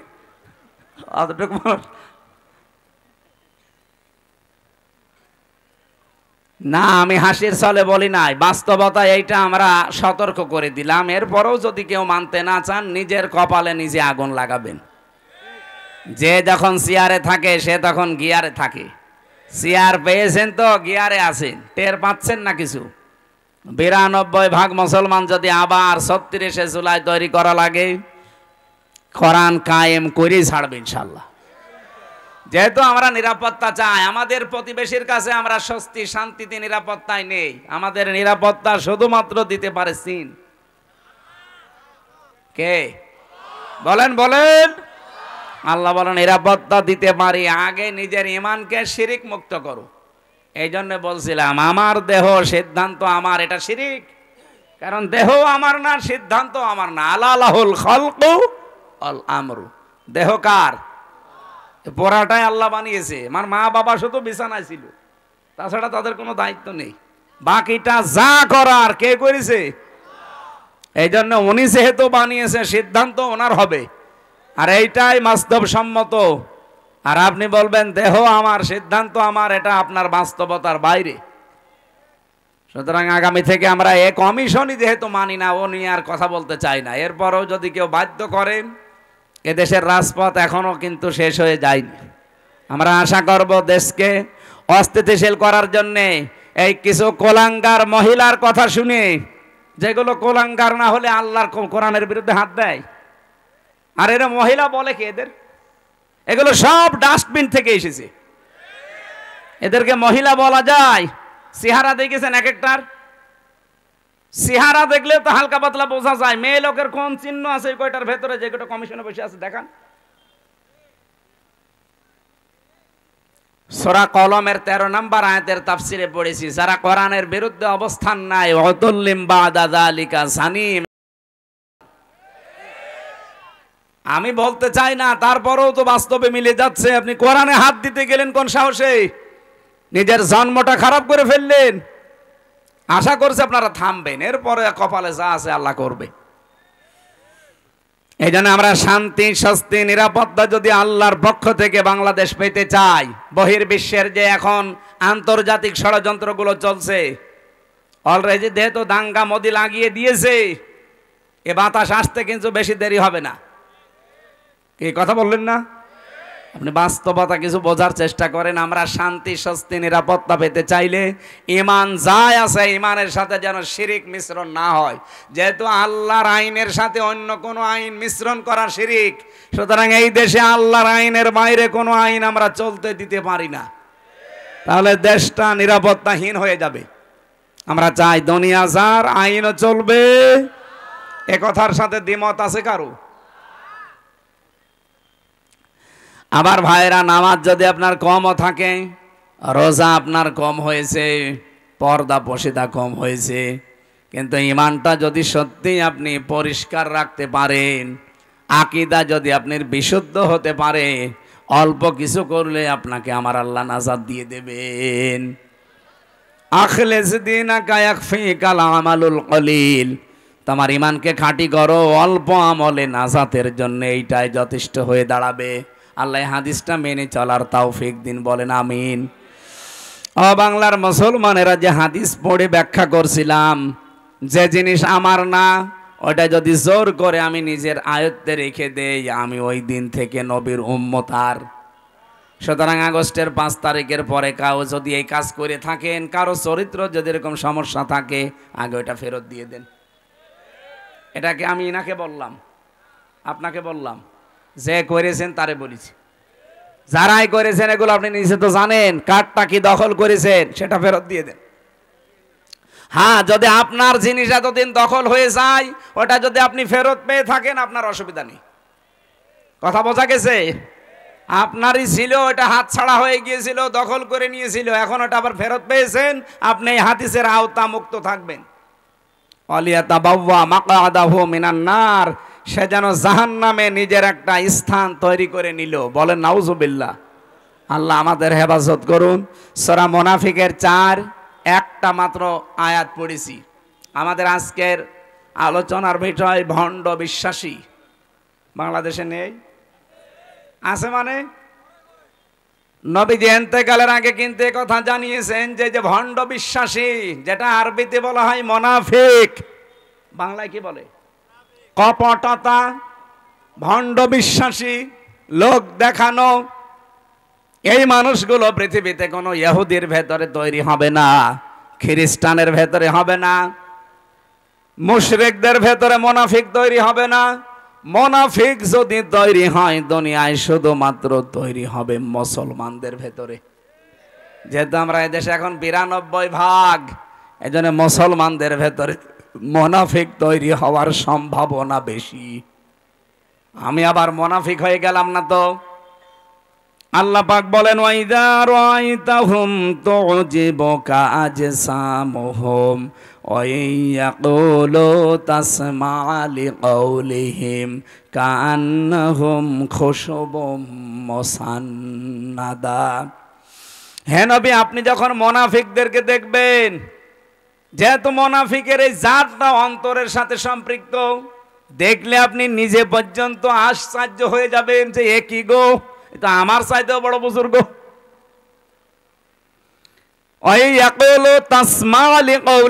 তাদের সাথে যদি আপনি কথা বলেন, যা তাদের কথা যদি আপনি শোনেন, আপনি বিমোহিত হয়ে পড়বেন, আপনি নিজেকে খেয়ে হারিয়ে ফেলবেন যে কি, আমিও তো এত সুন্দর করে ইনিয়ে বিনিয়ে কথা বলতে পারি না।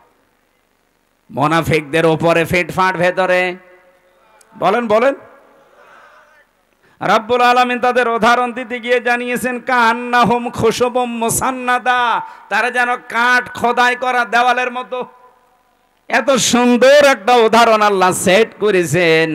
এটা পড়লে আমার কাছে কোরআনে কারিমের এই যে বালাগাত, ফাসাহাত পরিপূর্ণ আমার আল্লাহ কোরআন, এই আয়াতটা তার প্রমাণ। কান্নাহুম খুশুবুম মুসান্নাদা, এর বাংলা অর্থ দাঁড়িয়েছে, মুনাফিকদের দৃশ্য মনে হয় কাঠ খোদাই করা দেওয়ালের মতো। চাকচিক্যময় দেওয়ালগুলো দেখলে আপনি কিন্তু ভুলে যাবেন, খেয়ে হারিয়ে ফেলবেন। আর একটা বাংলায় কথা আছে, ফিদা হয়ে যাবেন। এটা আঞ্চলিক ভাষায় কি বলে? এটা কিছু দেখলে ফিদা হয়ে যায়। আমি আঞ্চলিক ভাষাটা এলাকা জানি না, এই জন্য বলতে পারছি না। এটা বাংলায় লেখা পেয়েছি, ফিদা হয়ে যাবেন আপনি। কার্যকারিতা, কারুকার্যতা দেখলে মানুষ নিজেকে হারিয়ে ফেলেছে। এ কি গো, শিল্প এত সুন্দর হতে পারে? আল্লাহ পাক বলেন ইয়াহসাবুনা কুল্লা সাইহাতিন আলাইহিম, মুনাফিকরা ধারণা করে উচ্চ কথা বললেই মনে হয় তাদের কোনো কিছু ফাঁস হয়ে যাবে। হুমুল আদব্য, তাদেরকে শত্রু হিসাবে চিহ্নিত করে রাখবেন। আমি কোন কয়েকটা বলছি। ফাহাজারহুম, তাদের থেকে সতর্ক থাকবেন। ক্বাতালাহুমুল্লাহ, এইটা বিশ্বাস করে রাখবেন যে আল্লাহ নিজে তাদেরকে হত্যা করবে, শাস্তি দেবে, কতল করবে। কথা বললেই মনে হয় তাদের চরিত্র ফাঁস হয়ে যাবে। যেহেতু মুনাফিক এটা নিকৃষ্ট আল্লাহর কাছে, রসুলের কাছে এত নিকৃষ্ট, কোরআনে আল্লাহ উদাহরণ দিতে গিয়ে জানিয়েছেন মুনাফিক জাহান্নামে যাবে কাফেরদেরও নিচে। বলেন তো, আবু জেহেল মুনাফিক না কাফের? ফেরাউন মুনাফিক না কাফের? বলেন বলেন। তাহলে ফেরাউনকে আল্লাহ যদি জাহান্নামে দেয়, আবু জেহেলকে যদি জাহান্নামে দেয়, মুনাফিক যারা আমরা যারা মুসলমানদের ভেতরে এখন সেগুলো বলবো চারটা, এই চারটা বিষয় যদি কারো ভেতরে থাকে ও আবু জেহেলেরও নিচে থাকবে।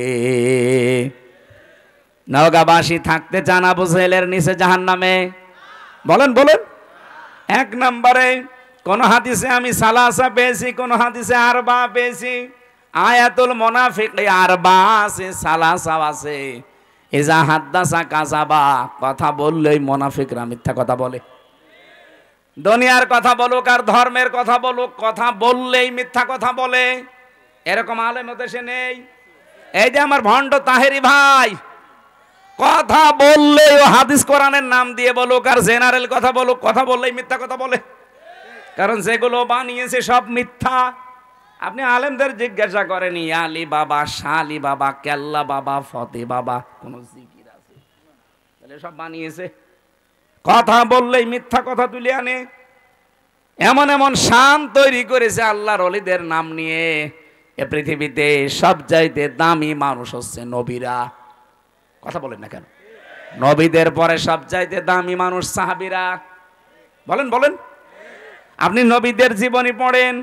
আমি 25 জন নবীর জীবনী পেয়েছি কোরআনে ডাইরেক্ট, আর 2 জন নবীর নাম পেয়েছি ইনডাইরেক্ট। এই 27 জনের পুরা জীবনী আমি পড়ে দেখেছি তাফসিরে তাবারি থেকে। পড়াটা পড়ে কোনোদিন আমি পাইনি ও যেমন জিকির বানিয়েছে কোন নবী এই শালি বাবা, কেল্লা বাবা, ফতে বাবা বলে জিকির করেছি।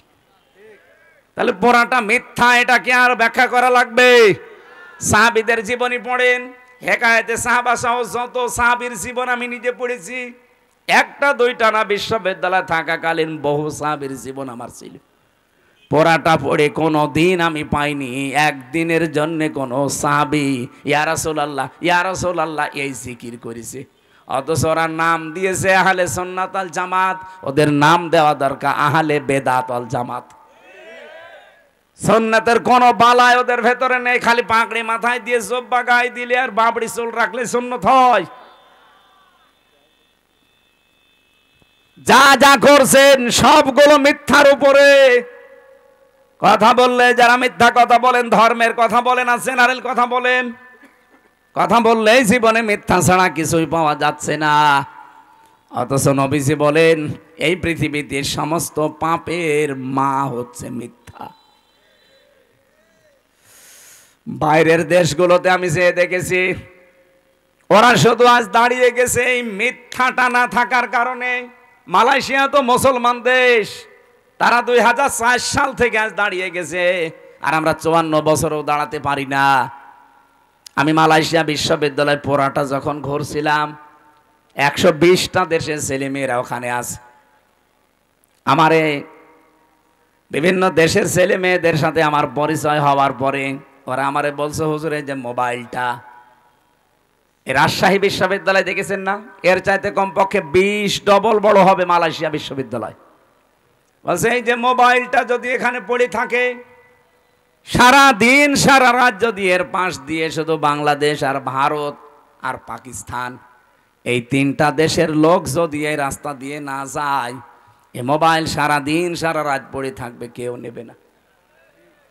তো বাংলাদেশের লোক আর ভারতের লোক যদি পাশ দিয়ে যায় ও গায়েব হয়ে যাবে।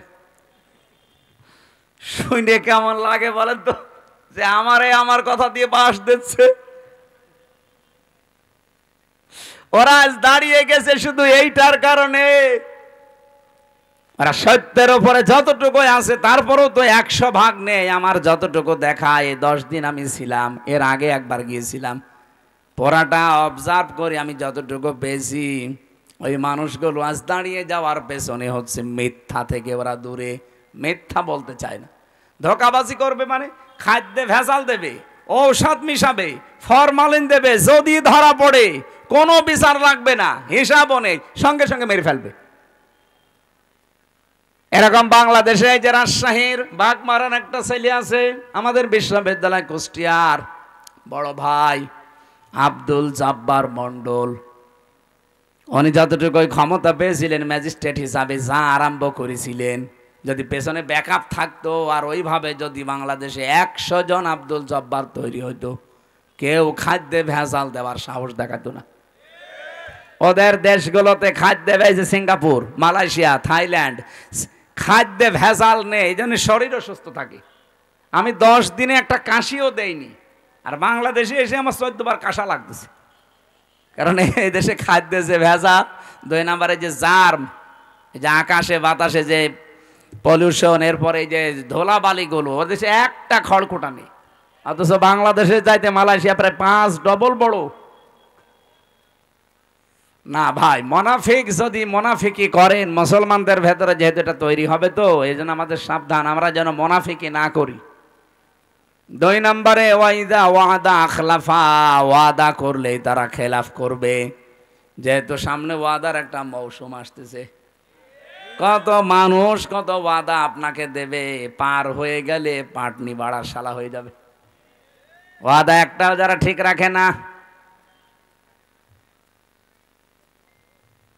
3 নম্বরে ওয়াইদা তুমিনা খান, যারা আমানত রাখলে খেয়ানত করে। আমানত রাখলে যে খেয়ানত হয় এটা ওয়াজ করা লাগবে না, 15.5 বছরে দেখে ফেলেছেন। দরবেশের মতো মানুষ, এত বড় বড় দাড়ি, যার মাথার চুল থেকে পায়ের স্যান্ডেল পর্যন্ত পুরা সাদা, আর সে নাকি 36,000 কোটি টাকা চুরি করিস। দেশে যদি কোরআনের আইন আজ থাকতো, এই দরবেশের 1 হাত না 2 হাত না, ওরা আরো কিছু জিনিসপত্র কেটে ফেলতো। কত চোর এই দেশে, একটাও থাকতো, এমনি তো পালিয়েছে, যেই কয়টা এখন আছে একটাও থাকতো না। আমরা চুরি না করে আমাদেরকে যেভাবে জেলে নিয়ে যেতেন, মাথায় দড়ি দিয়ে, কালো কাপড় দিয়ে মুখ পেঁচিয়ে, পেছনে হ্যান্ডকাপ দিয়ে, ডান্ডা বেড়ি লাগিয়ে, বুলেট প্রুফ জ্যাকেট দিত বুকের ওপরে, মাথার ওপরে টুপি দিত, মনে হচ্ছে যে কি নিয়ে যাচ্ছে, অথচ কিছুই না। আর এখন এত বড় বড় কোটি কোটি টাকা চুরি করা মানুষ, মনে হচ্ছে জামায় আদরে কোটে উঠতেছে।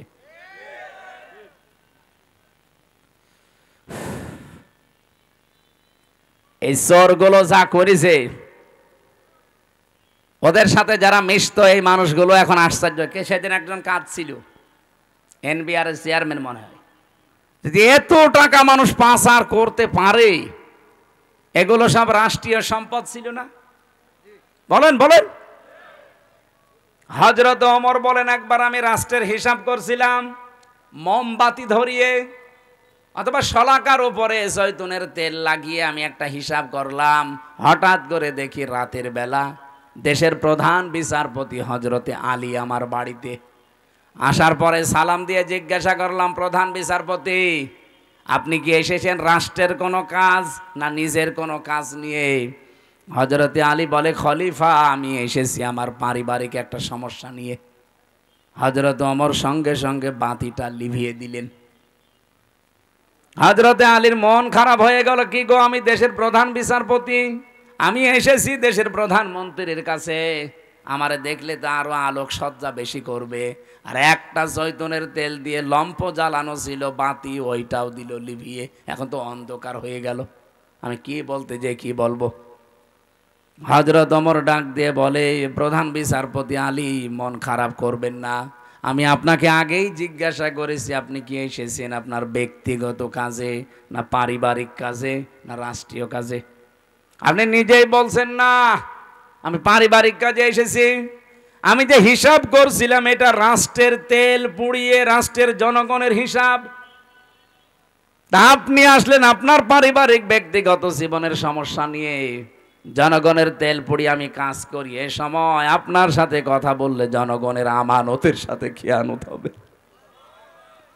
হযরতে আলী বলেন এই দিন থেকে ওমরের প্রতি রাগ না মহব্বত যা ছিল ভালোবাসা, এগুলো আরো আল্লাহ বৃদ্ধি করে দিয়েছে। দেশের 1628 জন মানুষ যদি এভাবে আমরা তৈরি করতে পারতাম, আজ বাংলার মুসলমানেরা সুযোগ আল্লাহর সব সময় দেয় না, 54 বছর পর একটা সুযোগ অলরেডি দিয়েছে। এবার যদি হাতছাড়া হয়ে আবারও চোর ডাকাত আবার এসে যায়, 100 বছরে এই সুযোগ আর পাবেন না। আমি বলছি না আপনি এই লোকটাকে দেন, এই লোকটাকে দেন না। আপনি এমন মানুষকে আপনার রায়, আপনার সিদ্ধান্ত, আপনার ভোট, আপনার আমানতটা দেবেন যে লোকটা পেলে আল্লাহর কাজ করবে, রাসূলুল্লাহর কাজ করবে, মানবতার কাজ করবে। আর যদি না নিজেই মারিং কাটিং এর উস্তাদ হয়, আপনার নিজের কপালে নিজে কোড়াল লাগাবেন না। সূরা হুদের 98 নাম্বার আয়াতটা বাড়িতে আজকে পড়বেন। ইয়াকদুমু কওমাহু ইয়াউমাল কিয়ামাতি ফাআওরাদাহুমুন নার ওয়া বিসাল ওয়িরদুল মাওরুদ। আল্লাহ পাক, এটা বাংলা অর্থ হচ্ছে যেই দলের নেতা জাহান্নামে যাবে ওই দলের অনুসারী কর্মী সব তার সাথে জাহান্নামে যাবে। এটা আমি বানালাম। সূরা হুদ 12 নম্বর পারা 12 নম্বর পৃষ্ঠার 1 নম্বর লাইনের 98 নম্বর আয়াত। বাংলাদেশে যত তাফসীর আছে বাংলা ইংরেজি যা পাবেন দেখেন এইটা লেখা আছে। যদি এটা ফেরাউন সম্পর্কে আল্লাহ নাযিল করেছে, কিন্তু কোরআন তো শুধু ফেরাউনের জন্য না, তামাম দুনিয়ার জন্য। যেই দলের নেতা জাহান্নামে যাবে ওই দলের কর্মী অনুসারী যা আছে তার পেছনে সব যাবে জাহান্নামে। আপনি এখন কোথায় যাবেন নিজেই ভাবেন। 4 নাম্বারটা যেটা বলতে চাই, এটা অনেকে আমরা বলতে চাই না, এইটাও আছে 4 নম্বরে হাদিস, যে মুনাফিক তারা যারা কথা বললেই কারো সাথে একটু ঝগড়া হলেই কথার আগেই গালি দেয়। এদেশে তো নেই। সেদিন আমি পাপ নাই না কোন জায়গায় যেন যাবার সময় দেখি বরফ বিক্রেতা, ওই যে আইসক্রিম বিক্রি করে, 2 মহিলা মনে হয় ঝগড়ার সময় গালি দিচ্ছিল, মোবাইলে রেকর্ড করিস। এমন গালি একবারে 1 থেকে Z পর্যন্ত পুরা গালি 8-10 মিনিট রেকর্ড করে আবার বরফ বিক্রি করছে ওই মোবাইলের সাথে কিভাবে মেমোরি কার্ডে সেট করে মাইকে ছেড়ে দিয়েছে। জোরে বাবা, গালি মানুষ এইভাবে দিতে পারে? বুড়ো বুড়ো এরকম মানুষ দেখি, যুবক ছেলে যুবতী মেয়ের সামনে তার মাকে গালি দেয়। এরকম বুড়ো দেশে নেই? আপনি মানুষ? হ্যাঁ, মুরব্বী যারা আছেন নিজের স্ত্রীকে গালি দেন, কারা হাত তোলেন তো। এই এলাকায় মানে এই ওয়াজ করা ঠিক হচ্ছে না, কারণ আল্লাহর ওলি বসে আছে। না, গালি দেবেন না। সম্মানিত মা বোন যারা এসেছেন, সম্মানিত মা বোনদেরকে বলছি এদিকে তাকান। আপনি শুধু মনে করেন যে আমি নামাজ পড়ে রোজা রেখে কালো বোরকা পরে জান্নাতে চলে যাব না। স্বামী যাদের আছে জায়েজ কথাগুলো মেনে তাদের খুশি রাখবেন, না জায়েজ কথা মানার দরকার নেই। হযরতে খাদিজা জীবনে 1 ওয়াক্ত নামাজ পড়েননি, একটা রোজা রাখেননি, জীবনে একদিনের জন্য পর্দায় ছিলেন না, কারণ এই বিধানগুলো নাজিল হয়েছিল সব তার ইন্তেকালের পরে। অথচ আল্লাহ তাকে নিজে সালাম দিয়েছে, তাকে এই পৃথিবীতে জান্নাতে ঘর বানিয়ে সুসংবাদ পাঠিয়েছে। একটাই মাত্র কারণ, জীবনে কোনোদিন তিনি একটা দিনের জন্য স্বামীর মনে দুঃখ দেননি। এখানে আমরা যারা স্বামী বসে আছি একেবারে আল্লাহর দিকে তাকিয়ে বুকে হাত দিয়ে বলতে পারবেন যে জীবনে কোনোদিন আমি একদিনেও স্ত্রীর কাছ থেকে কোনোদিন দুঃখ পাইনি? দেখেন, একটা স্বামী হাত তুলতে পারল না। স্টেজে এত বড় বড় হুজুর বসে আছে, কেউ পারছে না। এক মুরব্বী হাত তুলেছে, বউ আছে, থাকতে পারে আলহামদুলিল্লাহ। ওনার বউ যদি ওরকম থেকে থাকে আলহামদুলিল্লাহ। মা বোন যারা এসেছেন, আপনি চিন্তা করে বলেন, এখানে হাজার হাজার স্বামী, একটাও আমরা হাত তুলতে পারলাম না। আমিও পারি নাই, কি করে তুলবো? মিথ্যে কথা বলবো কি করে? পারবো না। এই জন্যে আপনাদেরকে আমি সতর্ক করছি, আপনার আদর্শ যেন খাদিজাতুল কুবরার মতো হয়। আমরা আর টানতে পারছি না, আমার গলা বসে যাচ্ছে। এই আয়াত আবার সামনে আসলে আমরা আবার কথা বলবো। আমার লিখিত জেলখানার একটা বই ছিল মেয়েদের ওপরে, দাম্পত্য জীবনে যে সমস্ত কলহগুলো, সমস্যার সমাধান করার জন্য আমি বই লিখেছিলাম, দেখে দেখে একেবারে বাস্তব। গাড়ি কোথায়? এই যে এটা গাড়ি না? এই গাড়ি থেকে মেয়েদের জন্য নিয়েছেন, কাজে লাগবে। আল্লাহুম্মা আমিন। লা হাওলা ওয়ালা কুওয়াতা ইল্লা বিল্লাহিল আলিয়্যিল আযীম।